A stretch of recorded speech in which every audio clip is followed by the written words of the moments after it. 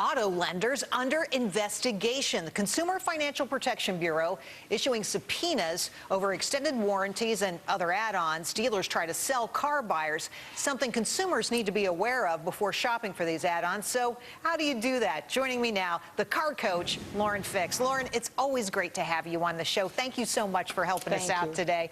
I want to walk through these add-ons one by one because you've got some great information for our viewers. Which ones to buy, which ones to avoid. Extended warranties, what do you say? Well, I always say if it's a factory warranty and you're buying it from the dealer for that brand of car and you're buying the used car from that lot, okay, that makes sense. If you're buying any of those aftermarket extended warranties, there's been a lot of dealers that have been bitten by them. Some don't even carry them anymore, and there's a lot of fly-by-night. So I say don't buy those. There's always a little bit of scam in that. And what I say is what that big print gives, the small print taketh away. Oh, the repair's not done at this dealer. It's done at some other place. Oh, there's a deductible, or that doesn't qualify. So I would say avoid the aftermarket repair warranties and go with the factory ones if you're going to do it. Factory ones. And, you know, I've got to say, what a lot of people don't take into consideration, a lot of the margin in car sales is virtually vanished. It's these warranties where these guys make their money, right? Absolutely. The money is actually made in the service and the repair.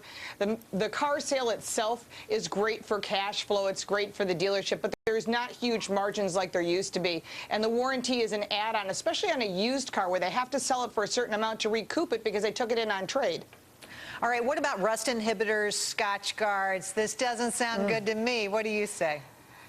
You know, you can buy a can of Scotch Guard for $10 or less. I'm sure if you go to some mass merchandiser and do it yourself. And the truth is, most of these cars have 10-year, 100,000-mile rust-through protection. So unless you're going to be building a plow truck and you're going to be using it, you know, in Buffalo winters, it probably doesn't make much sense to get the rust proofing. I agree. All right, so here's something new, though, I hadn't heard of. Prepaid maintenance. Is it worth it? In some cases it is, and a lot of the higher-end luxury cars do have it, and it can actually be a benefit. And by the way, they are negotiable. 2 oil changes a year and a tire rotation, and that'll start making up the difference right away. The key to this is, and this is very important because I get a lot of letters, make sure that if you're getting a free oil change, that they use the right oil, because I've had people say, it said synthetic, they put in regular. No, make sure it's on the receipt that they put in the correct oil. Otherwise, you're the one that's going to pay on the warranty. Wow. Gap insurance is something I haven't heard of either. What is that? How does it work, and is it worth it?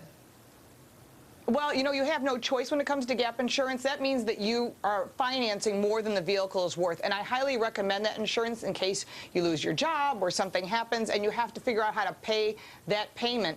That is the difference in case the car is totaled. That's the difference between that and what you owe. So that you can also negotiate by checking with your own personal insurance company.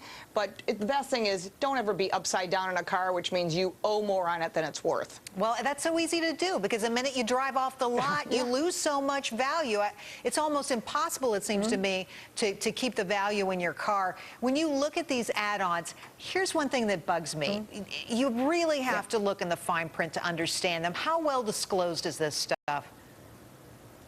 Well, like I've said before, what the big print giveth, the small print taketh away. And if someone's going to offer you an extended warranty, take it home and read it. If you go, this is so confusing to me, take it to a friend, take it to your banker, take it to someone you trust to read it, and read it very slowly, because you'll see in the small print there's always the deductible. There's always, well, we're not actually doing it. It's being done by another place, or that's not covered. Only major failures like air conditioning or the whole engine. So that may not be the case. So I always say avoid those aftermarket warranties, and if you're buying a used car or you're buying a new car and you're going to drive a lot of miles, then it may make sense. You know, this industry is on fire.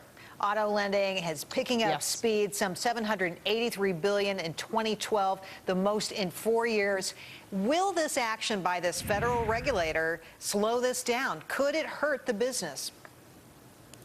It could. I mean, when it comes to financing these cars, there's a lot of things that they want to get their fingers. Whenever the government gets involved in anything, especially the auto industry, it's not going to be positive. You know, I don't like the fact that they help them get through bankruptcy, but that's a matter of opinion on that. But as soon as they start getting in and putting more regulations on, when in reality, it's up to the consumer to make good choices. If we're babysat too much and we don't read things before we sign them, then we're going to get bitten, whether it's your car, your home, buying a refrigerator, or whatever it might be.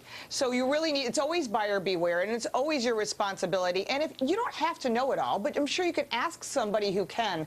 And you can also get on the internet and search these things, and you'll find people based on the brand of the manufacturer who will tell you the truth, because people have had experiences, and you can learn from that. Lots of sources out there for folks who want to know about these add-ons. Absolutely. Lauren, thanks for coming on. Great stuff and great information, and always a pleasure to see you. Thank you. Always a pleasure to see you, too. Thank you.